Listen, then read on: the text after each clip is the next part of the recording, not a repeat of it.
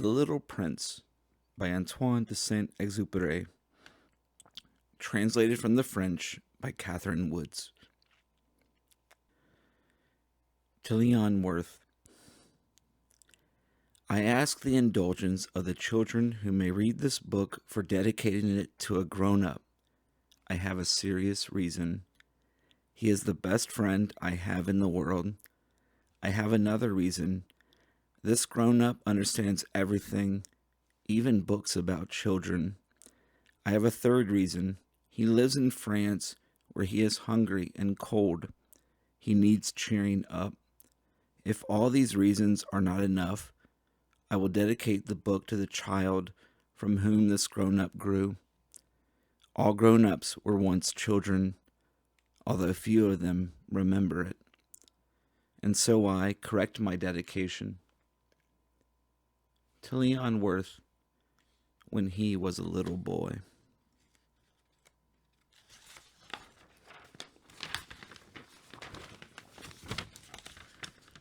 One. Once, when I was 6 years old, I saw a magnificent picture in a book called True Stories from Nature about the primeval forest. It was a picture of a boa constrictor in the act of swallowing an animal. In the book it said, boa constrictors swallow their prey whole without chewing it. After that, they are not able to move, and they sleep through the 6 months that they need for digestion. I pondered deeply, then over the adventures of the jungle, and after some work with a colored pencil, I succeeded in making my first drawing. My drawing number 1. It looks something like this. It looks like a hat covering a snake. I showed my masterpiece to the grown-ups and asked them whether the drawing frightened them. But they answered, "Frightened? Why should anyone be frightened by a hat?" My drawing was not a picture of a hat. It was a picture of a boa constrictor digesting an elephant. But since the grown-ups were not able to understand it, I made another drawing. I drew the inside of a boa constrictor so that the grown-ups could see it clearly. They always need to have things explained. My drawing number 2 looked like this. This is a cross-section of a boa swallowing an elephant. The grown-up's response this time was to advise me to lay aside my drawings of boa constrictors, whether from the inside or the outside, and devote myself instead to geography, history, arithmetic, and grammar. That is why, at the age of 6, I gave up what might have been a magnificent career as a painter. I had been disheartened by the failure of my drawing number 1 and my drawing number 2. Grown-ups never understand anything by themselves, and it is tiresome for children to be always and forever explaining things to them. So then I chose another profession and learned to pilot airplanes. I have flown a little over all parts of the world, and it is true that geography has been very useful to me. At a glance, I can distinguish China from Arizona. If one gets lost in the night, such knowledge is valuable. In the course of this life, I have had a great many encounters with a great many people who have been concerned with matters of consequence. I have lived a great deal among grown-ups. I have seen them intimately, close at hand, and that hasn't much impressed my opinion of them. Whenever I met one of them who seemed to me at all clear-sighted, I tried the experiment of showing him my drawing number 1, which I have always kept. I would try to find out, so, if this was a person of true understanding.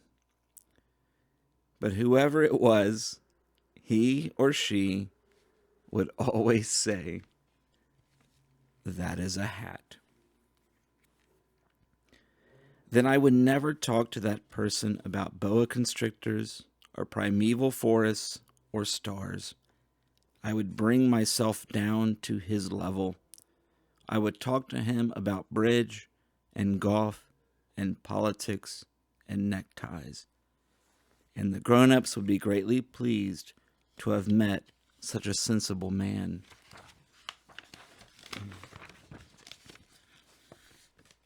2. So I lived my life alone, without anyone that I could really talk to, until I had an accident with my plane in the desert of Sahara 6 years ago. Something was broken in my engine, and as I had with me neither a mechanic nor any passengers, I set myself to attempt the difficult repairs alone. It was a question of life or death for me. I had scarcely enough drinking water to last a week.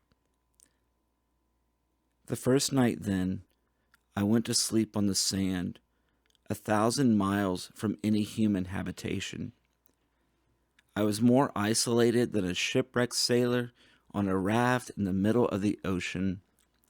Thus, you can imagine my amazement at sunrise when I was awakened by an odd little voice. It said, "If you please, draw me a sheep." What? Draw me a sheep. I jumped to my feet, completely thunderstruck. I blinked my eyes hard.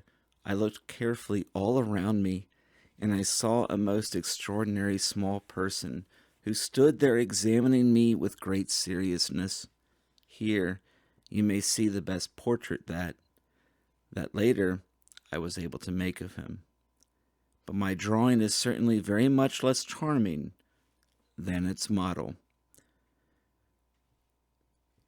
We have here an illustration of a boy with reddish hair, wearing a flared out Napoleonic kind of overcoat with high boots and a military uniform.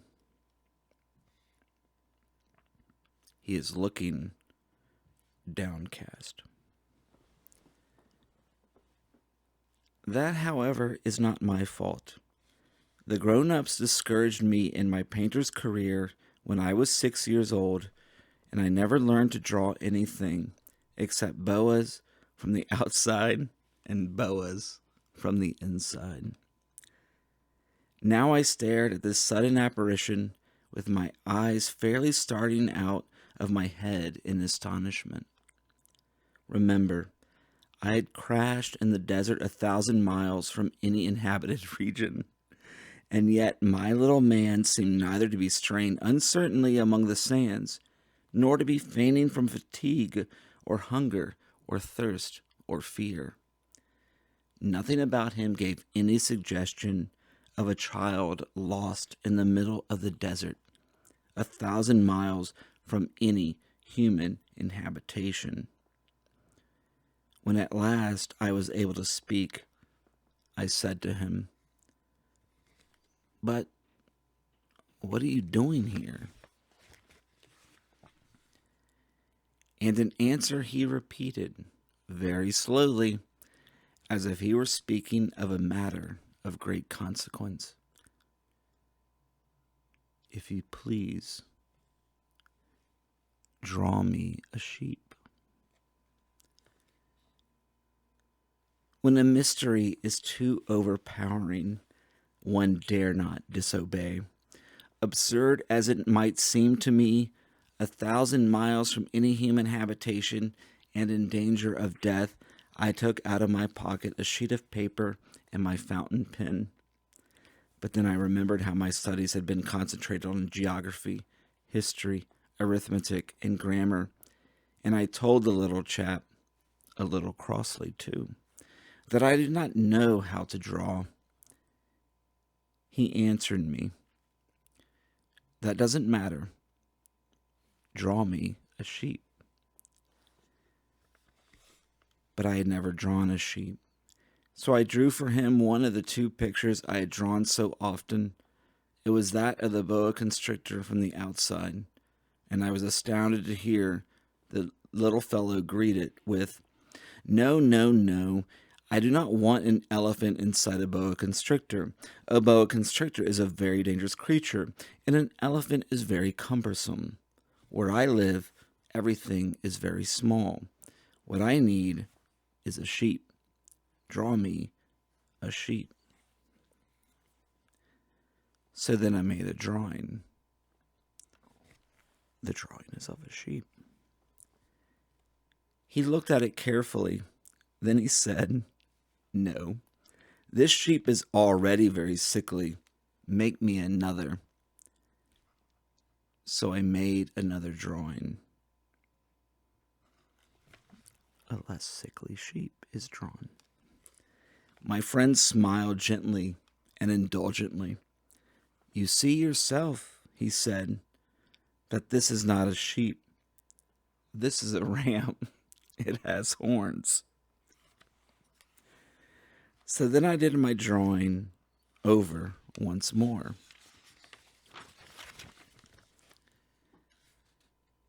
Another sheep. Looks weird. But it was rejected too, just like the others. This one is too old. I want a sheep that will live a long time. By this time, my patience was exhausted because I was in a hurry to start taking my engine apart. So I tossed off this drawing. It is of a rectangular box with holes in it, looks like for air. And I threw out an explanation with it. "This is only his box. The sheep you asked for is inside." I was very surprised to see a light break over the face of my young judge. "That is exactly the way I wanted it. Do you think that this sheep will have to have a great deal of grass?" "Why?" "Because where I live, everything is very small." "There will surely be enough grass for him," I said. "It is a very small sheep that I have given you." He bent his head over the drawing. "Not so small that... Look, he has gone to sleep." And that is how I made the acquaintance of the little prince.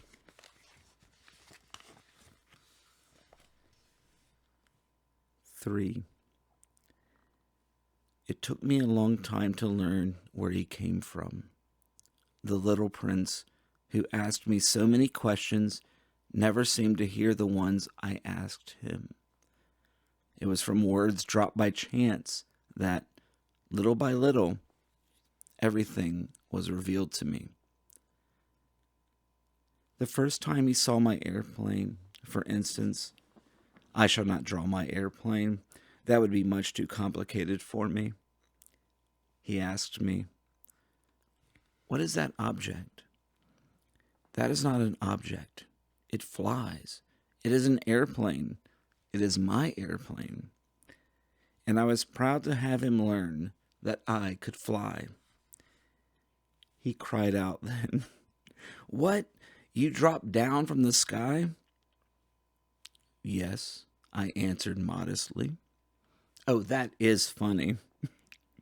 And the little prince broke into a lovely peal of laughter, which irritated me very much. I like my misfortunes to be taken seriously. Then he added, "So you too come from the sky. Which is your planet?" At that moment, I caught a gleam of light in the impenetrable mystery of his presence, and I demanded abruptly, "Do you come from another planet?" But he did not reply. He tossed his head gently, without taking his eyes from my plane. "It is true that you can have come from very far away." And he sank into a reverie, which lasted a long time. Then, taking my sheep out of his pocket, he buried himself in the contemplation of his treasure. You can imagine how my curiosity was aroused by this half confidence about the, quote, other planets, end quote. I made a great effort, therefore, to find out more on this subject. "My little man, where do you come from? What is this where I live, of which you speak? Where do you want to take your sheep?" After reflective silence, he answered, "The thing that is so good about the box you have given me is that at night he can use it as his house." "That is so. And if you are good, I will give you a string too, so that you can tie him during the day, and a post to tie him to." But the little prince seemed shocked by this offer. "Tie him? What a queer idea." "But if you don't tie him," I said, "he will wander off somewhere and get lost." My friend broke into another peal of laughter. "But where do you think he would go?" "Anywhere. Straight ahead of him." Then the little prince said earnestly, "That doesn't matter. Where I live, everything is small." And with perhaps a hint of sadness, he added, "Straight ahead of him, nobody can go very far."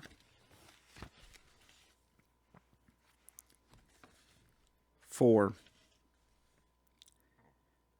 I had thus learned a second fact of great importance.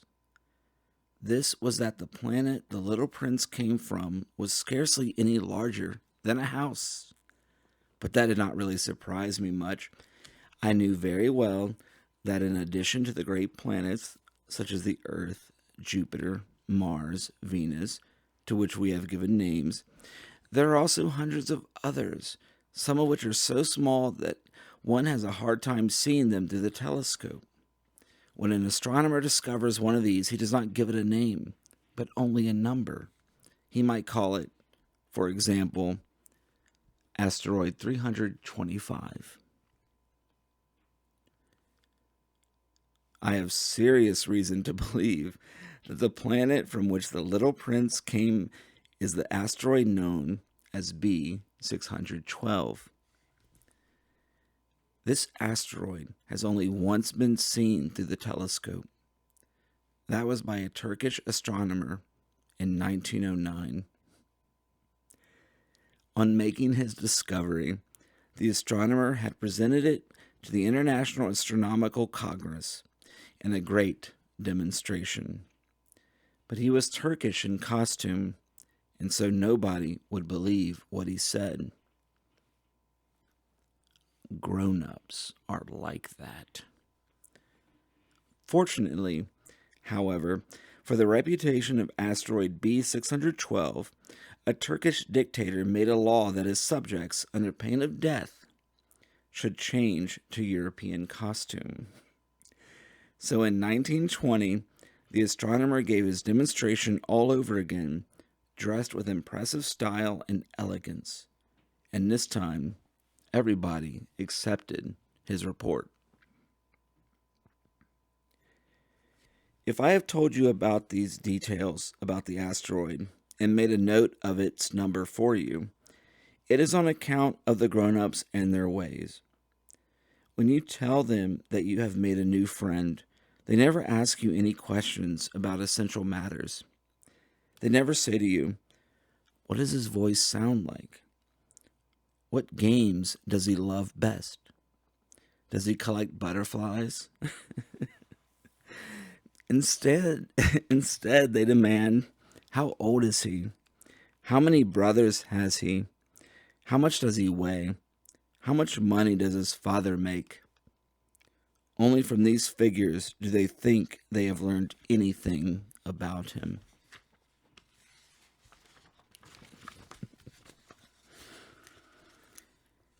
If you were to say to the grown-ups, I saw a beautiful house made of rosy brick with geraniums in the windows and doves on the roof, they would not be able to get any idea of that house at all.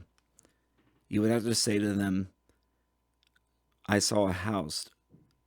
I saw a house that cost $20,000.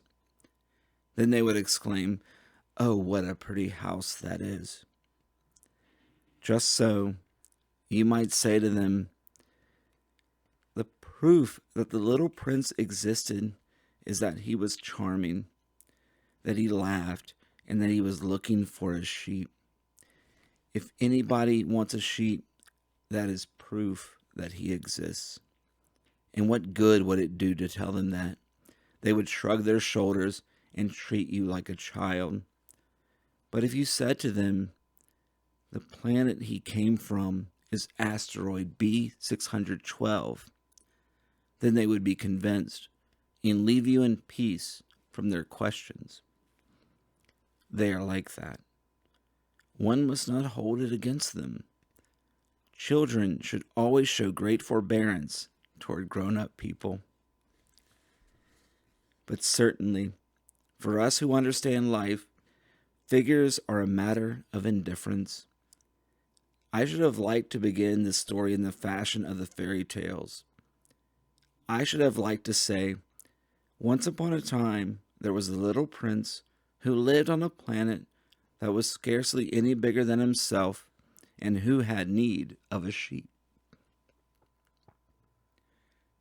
To those who understand life, that would have given a much greater air of truth to my story.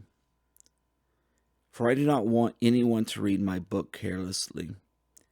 I have suffered too much grief in setting down these memories. 6 years have already passed since my friend went away from me with his sheep. If I try to describe him here, it is to make sure that I shall not forget him. To forget a friend is sad. Not everyone has had a friend. And if I forget him, I may become like the grown-ups who are no longer interested in anything but figures. It is for that purpose, again, that I have bought a box of paints and some pencils. It is hard to take up drawing again at my age, when I have never made any pictures except those of the boa constrictor from the outside and the boa constrictor from the inside, since I was 6. I shall certainly try to make my portraits as true to life as possible, but I am not at all sure of success. One drawing goes along all right, and another has no resemblance to its subject. I make some errors, too, in the little prince's height. In one place he is too tall, and in another too short. And I feel some doubts about the color of his costume. So I fumble along as best as I can, now good, now bad, and I hope generally fair to middling. In certain more important details, I shall make mistakes also. But that is something that will not be my fault. My friend never explained anything to me. He thought, perhaps, that I was like himself. But I, alas, do not know how to see sheep through the walls of boxes. Perhaps I am a little like the grown-ups. I have had to grow old.